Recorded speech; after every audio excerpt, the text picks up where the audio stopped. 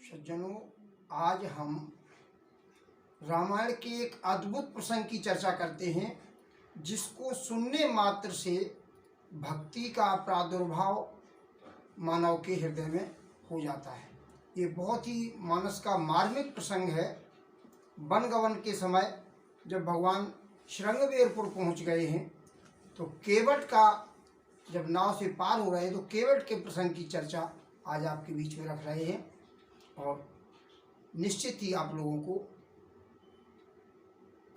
अच्छी लगेगी। और बरबस राम सुमंत्र पठाए, सुरसर तीर आप चल आए। बरबस राम सुमंत्र पठाए, सुरसर तीर आप चल आए। मांगी नाव न केवट आना, कहिए तुम्हार मरम मैं जाना। मांगी नाव न केवट आना, कहिए तुम्हार मरम मैं जाना। सज्जनों, प्रभु के मर्म को जानने वाला कोई नहीं। वाल्मीकि ने तो कहा है कि विधि हरि शंभु नचावन हारे, जग पे खन तुम देखन हारे। विधि हरि शंभु नचावन हारे, तेहु नहीं जानै मरम तुम्हारा, और तुम्हें को जानन हारा। ब्रह्मा विष्णु शंकर जी भी इनके मर्म को नहीं जान पाए, लेकिन एक केवट नाव चलाने वाला श्रृंगवेरपुर का मल्लाह क्या कहता है कि कहिए तुम्हारा मरम मैं जाना, मैं आपके मर्म को जानता हूँ। मांगी नाव न केवट आना। संतों ने इसके दो भाव रखे। कुछ संतों का मन है, विचार है कि केवट ने नाव मांगी है, भगवान ने नाव मांगी है, केवट नहीं आ रहा है। कुछ संतों का भाव है कि भगवान ने नाव नहीं मांगी, केवट आ रहा है।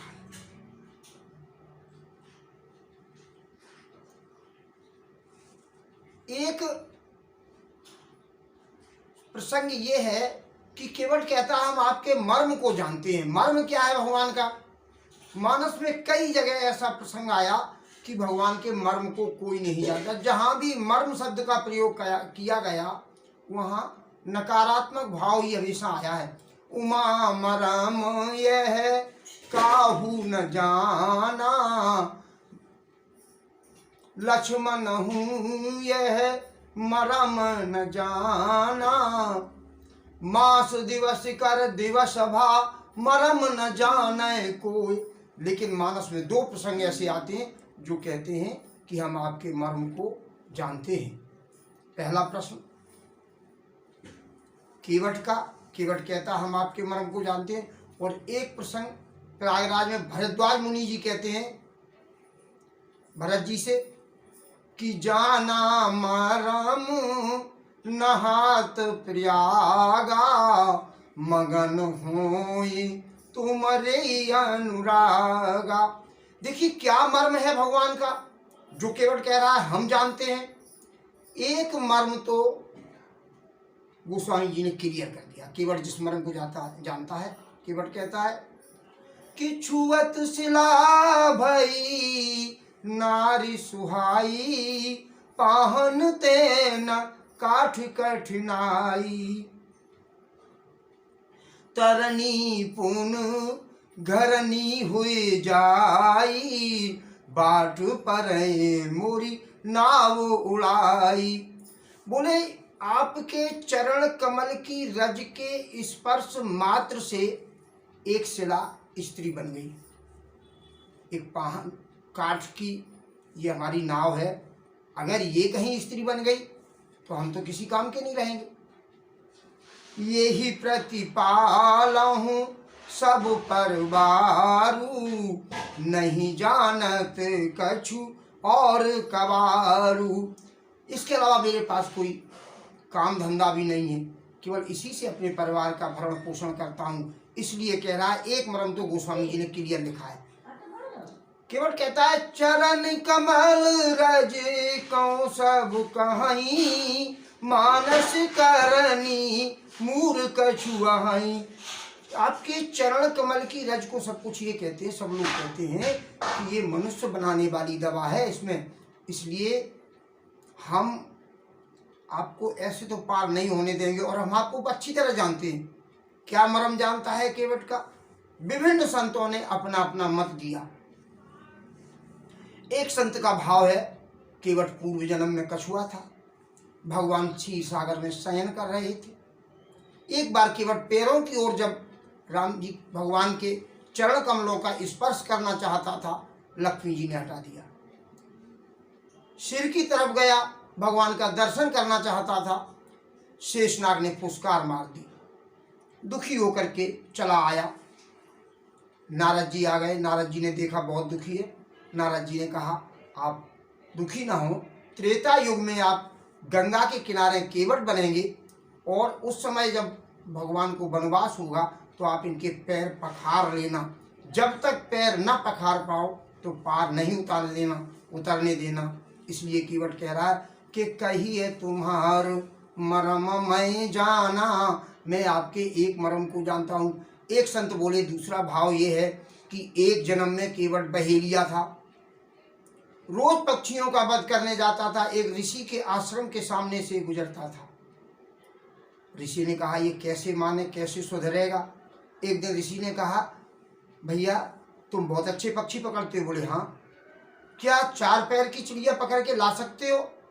उसने कहा, हाँ ले आएंगे। बोले, नहीं ला पाए तो? संत का भाव ये था कि अगर नहीं ला पाया तो ये कह देगा कि हमसे पक्षी पकड़ना बंद कर देंगे। लेकिन उसने कहा कि यदि नहीं ला पाए तो 7वें दिन हम अपने प्राणों का परित्याग कर देंगे। केवट गया, बहेलिया गया और जाल बिछा दिया। 7 दिन तक कोई भी 4 पैर की चिड़िया नहीं आई। चूंकि 4 पैर की चिड़िया होती नहीं है, तब आए कहाँ से? 7वें दिन उसने चिता लगाई, लकड़ी की एक चिता बनाई, और बस अपने प्राणों का उत्सर्जन करने जा रहा था। बैठ गया उस पर, आग लगाने वाला ही था। तब तक कहा, एक बार प्राणों से बड़ा मोह होता है, कोई एकदम नहीं मरना चाहता। तो एक बार उसने मुड़ के जब देखा, और 4 पैर की चिड़िया फंस गई। तोड़ के आया, उसने जाल समेटा, जब उठाया तो जाल इतना वजनदार था कि उठा नहीं। उसने पीछे देखा मुड़ के तो स्वयं भगवान नारायण खड़े हैं। जो पैर पकड़ने को हुआ, उसने कहा, अभी हमारे पैर नहीं पकड़ो। त्रेता में जब हम रामा अवतार में अवतार लेंगे, उस समय आप हमारे पैर पकड़ना। बोले, इसकी प्रमाण क्या होगा? तो कहते हैं भगवान कि तुम के बट घर जन्म हो, मैं हुई अवध भुआल, या के साथ मैं हुई अवध नरेश, या के साखी दोए जने आद शक्ति और शेष। बोले, तुम्हारा जन्म केवट के रूप में होगा, मैं अवध का राजकुमार बनूंगा। और इसके 2 प्रमाण हैं। एक तो हमारे साथ जो हमारी आद शक्ति है, किशोरी जी हमारे बाएं भाग में विराजमान रहती हैं। दूसरे 24 घंटे हमारे ऊपर छत्र छाया रखते हैं, वो शेष जी साथ रहेंगे। तो कहते हैं कि तुम के बट घर जन्म हो, मैं हुई अवध नरेश, या के साखी दोए जने आद शक्ति और शेष। एक संत का भाव ये था कि एक बार ब्रह्मा जी के दरबार में, ब्रह्मा जी वेद मंत्रों का उच्चारण कर रहे थे, तो तुम्बुर नाम का गंधर्व वहाँ तबला में ताल मिला रहा था। लेकिन ताल भंग होने पर ब्रह्मा जी ने उसे श्राप दे दिया। एक बार विधि के दरबारा, वेद मंत्र तहाँ लगहि उचारा, तुम्बुर ताल भंग तहाँ कीना, ताय श्राप चतुरानन दीना, जड़मत हो मही पै जाई। ब्रह्मा ने श्राप दे दिया। ब्रह्मा जी ने कहा तुम जाओ पृथ्वी पर जड़ बन जाओ, तुमने ताल भंग कर दिया है। उस गंधर्व ने पैर पकड़ लिए, बोले प्रभु कुछ तो मुक्ति का उपाय बताओ। बोले त्रेता में तरिहाए रघुराई, त्रेता में जब राम जी का अवतार होगा तब सो के बट तव काठ की और रखिए नाव बनाए। उस समय केवट आपके काठ की नाव बनाकर रखेगा और उस नाव पर जब प्रभु श्री राम जी को आप पार करेंगे तब आपका उद्धार होगा। केवट स्मरण को जानता है। एक संत का भाव ये है कि केवट केवल इतना मर्म जानता है कि निषाद राज एक बार शिकार करने गए तो उनकी प्यास बहुत ज़्यादा लगी, बेहोश हो गए। तो केवट ने अपना जल उन्हें पिला दिया। तो उन्होंने 2 वरदान की बात कही थी कि आप हमसे कभी भी 2 वरदान मांगो। आज राम जी जब वनवास में आए हैं, सिंसुपा वृक्ष के नीचे शयन कर रहे हैं, केवट निषाद ने कहा कि आप नगर में चलो। तो राम जी ने कहा कि बरस 4 10 बास बन, मुनि व्रत बेश आहार, ग्राम बास नहीं उचित सुन, भयउ गुहें दुख भार। तब निषाद पते उरे अनुमाना, तरसिंसुपा मनोहर जाना, ले रघुनाथ ठाऊ दिखावा, कहु राम सब भांति सुहावा। और केवट ने निषाद ने जगह जगह प्रहरीदार लगा लिए और आप लक्ष्मण जी के पास बैठ गया।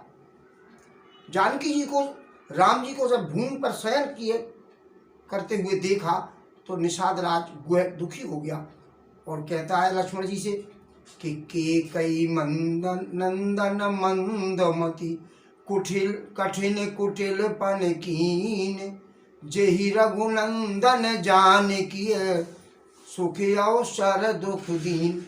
लक्ष्मण जी ने टोक दिया, नहीं ऐसा नहीं है। बोले कोई नहीं काउ दुख सुख कर दाता, निज कृत कर्म भोग सब भ्राता। यहाँ लक्ष्मण जी ने 14 चौपाइयों में लक्ष्मण गीता कहा है, निषाद को उपदेश दिया और बोले जिनकी आप चर्चा कर रहे हैं ये स्वयं नारायण हैं, श्री हरि हैं, लीला कर रहे हैं और इनकी लीला की एक पात्र माता केकई हैं, एक पात्र आप हैं, एक पात्र हम हैं और ये राम सूत्रधर अंतर्यामी। और उस लीला में ये स्वयं डायरेक्टर हैं, स्वयं हीरो हैं, स्वयं प्रोड्यूसर हैं, सभी कुछ ये हैं। ये बात केवट बगल में बैठा सुन रहा था। तो सुबह निषाद से उसने कहा महाराज आपने 2 वरदान की बात की थी। बोले हाँ की थी। तो आज याद है? बोले याद है। तो मौका है मांग लें। बोले मांग लो। तो पहला वरदान ये कि राम जी जब घाट पर पार होने के लिए आएंगे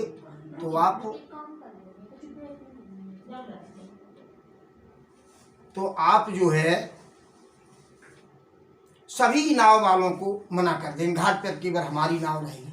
निषाद विचार कर रहा था कि बहुत अच्छी हम नाव से सजा करके खुद पार करेंगे, लेकिन उसने केवट ने मांग लिया तो कोई नाव नहीं आई।